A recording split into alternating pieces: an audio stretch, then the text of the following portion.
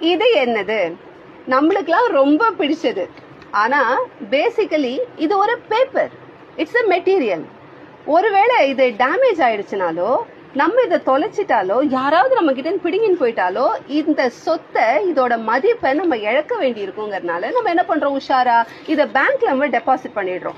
முன்னாடிலாம் ஒருவேளை இந்த பணத்தை நம்ம திருப்பி எடுத்துக்கணும்னு நினைக்கிறப்போ ஒரு செக்ல நம்ம கையெழுத்து போட்டு கொடுப்போம். அந்த கையெழுத்து மிஸ் மேட்ச் ஆனாலும் அதே கையெழுத்தை வேற யாராவது போடுறது, ஃபோர்ஜரின்னு பேரு, அதை அவங்க பண்ணி நம்ம பணத்தை எடுத்துக்கிட்டாலும் ரிஸ்க் இருக்கு இல்லையா? அப்போ பேங்க் என்ன பண்ணாங்க, உங்களுக்குன்னு ஒரு ஐடி பாஸ்வேர்ட் கொடுத்தாங்க. நீங்க நினைக்கிறப்போ உங்க அக்கௌண்ட்ல இருந்து இன்னொரு அக்கௌண்ட்டுக்கு நீங்களாவே பணத்தை டிரான்ஸ்ஃபர் பண்ணிக்க முடியும் அப்படின்னு சொன்னாங்க. உங்களுக்குன்னு ஒரு ஏடிஎம் கார்டு கொடுத்தாங்க, நீங்க வித்ட்ரா பண்றதுக்கு வசதியா.